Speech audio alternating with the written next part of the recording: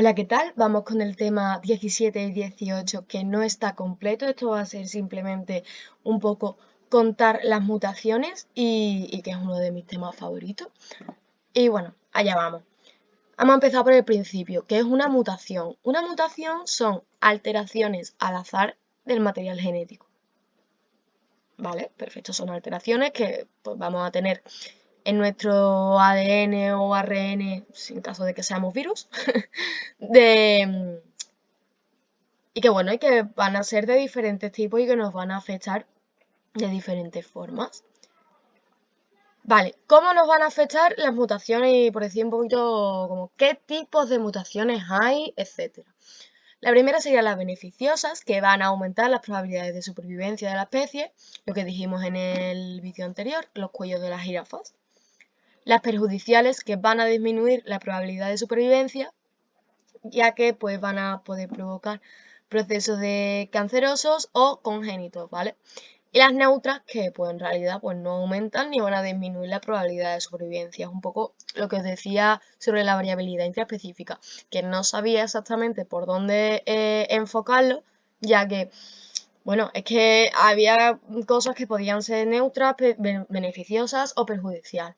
Entonces, esto es un poco el tema, que van a ser pues buenas, malas o neutras, ¿vale? Que no nos van a hacer nada, ni van a aumentar, ni van a disminuir la probabilidad de supervivencia. Vale, ¿qué tendrán que ver la mutación y la evolución? Pues es un poco lo que dijimos en el neodarwinismo. Las mutaciones van a ayudar a que se den los procesos evolutivos, por lo que va a hacer que aumenten las probabilidades de supervivencia en las especies. Entonces, esto se va a deber a que hay un aumento de la variabilidad genética, lo que conlleva que algún individuo tenga alguna característica para sobrevivir en condiciones adversas. Se va a producir la selección natural y la población va a evolucionar y va a sobrevivir. Tipos de mutaciones. Pues según las células afectadas vamos a encontrar las germinales o las somáticas. Las germinales van a afectar a gametos o a células madre que forman, bueno, que se van a transmitir a través de la descendencia, ¿vale? Quedaros con eso. Y que va a actuar sobre ellas la selección natural. O sea, que va a ser heredable. Esta va a estar presente en las células sexuales, o sea, en un óvulo o en un espermatozoide. Por ejemplo, una mutación en un óvulo, pues todas las células afectadas en su progenitor, ¿vale? O sea, un poco, simplemente que estas se transmiten, ¿vale? Y las somáticas que no se van a transmitir van a afectar a las células somáticas y pues a los descendientes de estas células, pero no, o sea, van a afectar al individuo solo, no son heredables, a tu progenitor no va a afectarle, así que no van a jugar un papel en la evolución. Y según la extensión del material genético afectado, encontramos las cromosómicas, las génicas y las genómicas. Las mutaciones cromosómicas van a afectar a la disposición de los genes en el cromosoma. Las génicas son las que van a provocar cambios en la secuencia de los nucleótidos de un gen y las genómicas van a alterar el número. Las genómicas, en mi opinión, son las más interesantes. Sin embargo, cromosómicas van a afectar dónde está puesto cada cromosoma, las génicas van a provocar cambios en la secuencia y las genómicas van a alterar el número de los cromosomas que tenemos en la secuencia. Y finalmente, según el origen, van a ser naturales, que van a aparecer espontáneamente, y inducidas, que van a ser debido a la exposición de sustancias, ¿vale? A una exposición a los agentes mutagénicos. Como por ejemplo, la radiación o las sustancias químicas. He puesto esta foto porque la verdad me recordó bastante a Chernobyl, ¿no? Ahora veremos más a fondo cada una y qué son los agentes mutagénicos, etc. Entonces, las mutaciones génicas van a ser aquellas que afectan a un solo gen y van a cambiar la secuencia, cambio en la secuencia de los nucleótidos. Y vamos a ver dos tipos. Debido a la sustitución de bases, va a cambiar las bases y debido al corrimiento de la pauta de lectura. Vamos a ver esto más profundamente. La sustitución de bases vamos a encontrar como dos procesos, la transición y la transversión.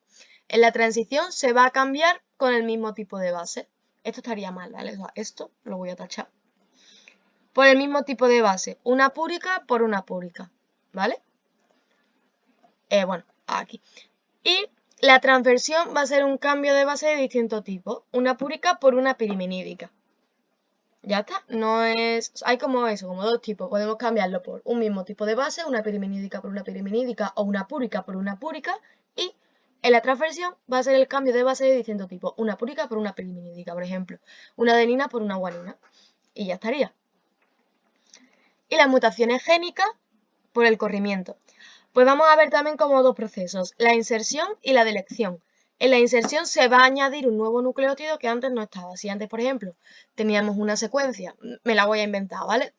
Adenina, timina, adenina, guanina, citosina, pues mediante la inserción, que es una, que evidentemente pues, es una mutación, pues aquí voy a tener adenina, citosina. ¿Vale? Y esto evidentemente pues va a tener ciertas consecuencias. Y la delección se va a perder un nucleótido. Ostras, pues esto ya es un poco más chungo. Si yo, por ejemplo, tengo una secuencia, adenina, citosina, timina, adenina, guanina, citosina, pues esta mutación lo que va a venir es hacer esto. Por ejemplo, pues no me gusta esta timina, pues la quita. O sea que esto es como una ganancia y esto es una pérdida. Las mutaciones genómicas, variaciones en el número de los cromosomas. Vamos a encontrar la euploidía y la aneuploidía, ¿vale? Son un poquito raros estos nombres, pero ahora lo vais a entender perfectamente. La euploidía, ¿en qué va a consistir? En alteraciones en el número de los juegos completos de los cromosomas.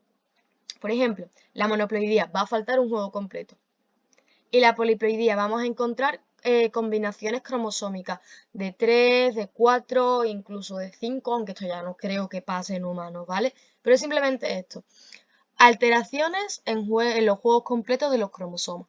Y esto, y la monoploidía, que va a faltar un juego completo. Y en la poliploidía, que va a faltar pues 3, 4, etc. En la aneuploidía vamos a ver que son alteraciones en las que se presenta un cromosoma de más o de menos en alguno de los juegos que tenemos de cromosomas.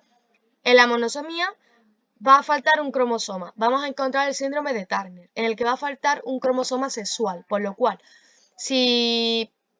Voy a poner esto porque a lo mejor todo el mundo no lo sabe. Si tenemos cromosomas XX, vas a ser una mujer, ¿vale? Y si tenemos cromosomas XY, vas a ser un hombre. Entonces, aquí básicamente la monosomía lo que pasa es que va a faltar uno de los cromosomas, pues lo que se te va a quedar X y aquí nada. Tú dices, ostras, pero ahora ¿qué pasa? Bueno, pues os voy a explicar. Este fenómeno, ¿vale? La monosomía, vas a nacer mujer, pero vas a nacer estéril. Una persona famosa de Mentes Criminales, creo que era la serie, padece este síndrome, que es el síndrome de Turner, y la verdad que es bastante interesante, ya que estas chicas van a nacer con muy baja estatura, con el cuello bastante hinchado, etc. Aquí podéis ver un ejemplo del síndrome de Turner. Después, la trisomía, en la que pues, va a existir un cromosoma de más, y lo vamos a dividir un poco en dos. En las células somáticas, cuando esta afecta, la trisomía afecta a las células somáticas, y cuando afecta a las células sexuales. Cuando afecta a las células somáticas, pues encontramos el síndrome de Down, que en realidad pues son personas que van a aprender de una forma un poquito más lenta, evidentemente. Quitemos ese prejuicio de que el síndrome de Down es una enfermedad cuando no lo es. Y van a tener características comunes, como los ojos un poquito más achinados y la boca más grande, etc. Y si afecta a las células sexuales, va a ser el síndrome de Klinefelter. ¿Qué es el síndrome de Klinefelter? Pues un poquito más o menos lo mismo que sucede con las mujeres en el síndrome de Turner, ¿vale? Van a aparecer con las mamas desarrolladas y bueno, en el caso que con características bastante más... Es que no quiero que me quiten el vídeo. Eso, que son características bastante comunes, que son, me parece, hombres bastante bajos, con eso, con las mamas bastante desarrolladas, son hombres muy grandes y esto sucede porque existe un cromosoma de más en sus células sexuales. O sea que a lo mejor, pues, es, si no recuerdo mal, XX ¿Y qué van a nacer esto? Pues van a nacer siendo hombres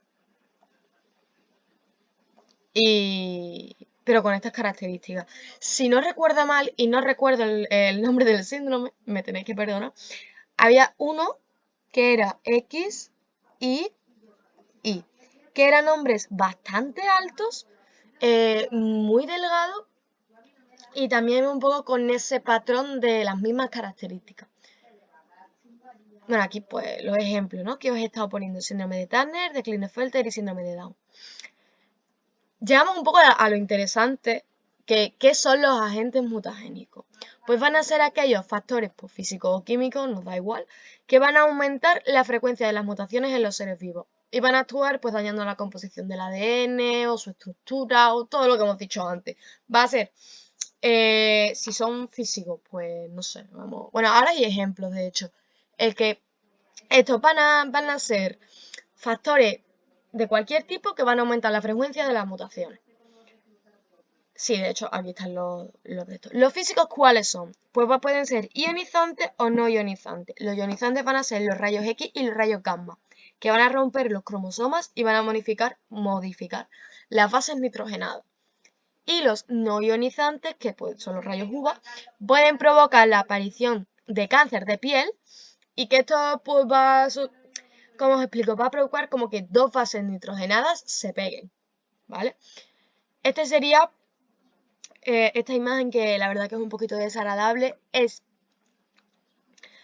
la consecuencia de un agente mutagénico físico, supongo que será por los rayos X o los rayos gamma, probablemente rayos X, y que cómo te dejan la piel, o sea, que tú a lo mejor lo ves y dices, bueno, no es para tanto. Sin embargo, hay que tener mucho cuidado porque eso, se rompen los cromosomas y se modifican las fases nitrogenadas. O si en otro caso este fuera de rayos UVA, esto es un cáncer de piel, ¿me explico? O sea, que es que realmente los agentes mutagénicos físicos son muy graves. Y los químicos, que aquí he puesto una foto que la verdad que el otro día lo vi en una película y me pareció muy interesante. Vamos a dividirlo en ácido nitroso y en gas mostaza. El gas mostaza fue, bueno, ahora explico qué es el gas mostaza. ¿El ácido nitroso qué provoca? Pues provoca la desaminación en la fase nitrogenada, por lo que se va a transformar toda la citosina en uracilo. Todo esto va y sucede porque tienen una misma, o sea, de una composición química muy parecida. Entonces, gracias al ácido nitroso, se va a transformar toda la citosina en uracilo. Y el gas mostaza, que fue un gas utilizado, si no recuerdo mal, en la Segunda Guerra Mundial o en la Primera, no lo sé, la verdad. El caso es que estaba utilizado bastante en las guerras y que la persona que lo ingería, pues básicamente pues moría porque era algo extremadamente tóxico.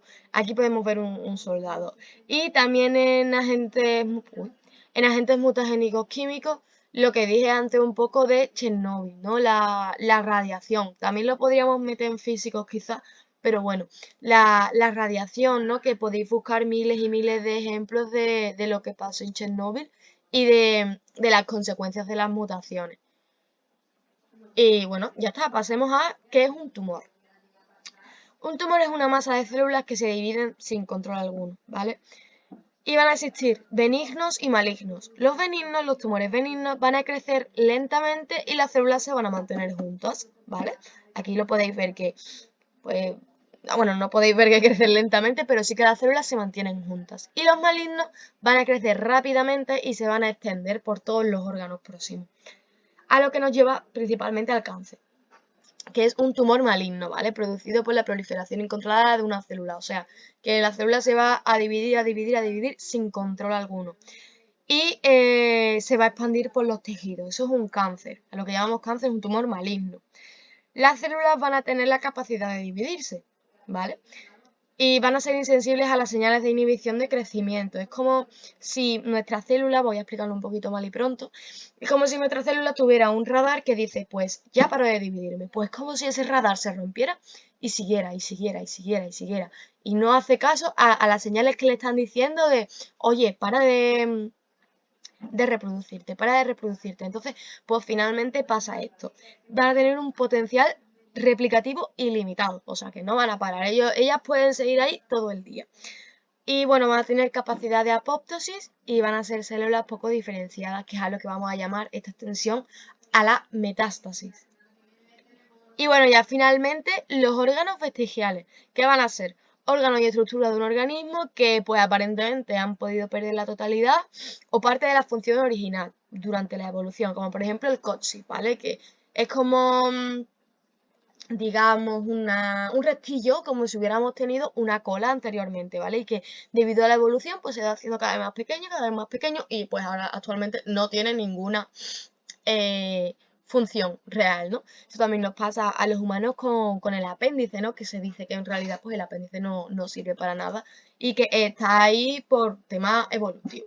Y bueno, pues evidentemente puede pasar que en las siguientes generaciones de humanos, dentro de miles de años, pues ya no exista el apéndice o ya no exista el coxis, etcétera. Pues puede pasar, evidentemente, de hecho, en eso consiste la evolución, en que eh, el humano o en realidad pues cualquier especie pues sea más apta para sobrevivir. Si esto nos estuviera impidiendo por alguna razón el coxis o el apéndice, perdón, nos estuviera impidiendo o se convirtiera en algo perjudicial, pues esas generaciones de humanos que tienen, como quien dice, esa aptitud, supongo, para sobrevivir, pues será la que sobreviva y todos los demás pues no podríamos sobrevivir. Aunque de momento, si eso sigue ahí, si el coxis y el apéndice siguen ahí, es porque no hay ningún problema y quizás pues simplemente pues por proceso evolutivo pues no tenga por qué desaparecer, pero que podría desaparecer, sí. Esto es un poco lo interesante de estos temas, que los puede ir relacionando unos con otros. Y bueno, pues ya estaría. Hasta aquí.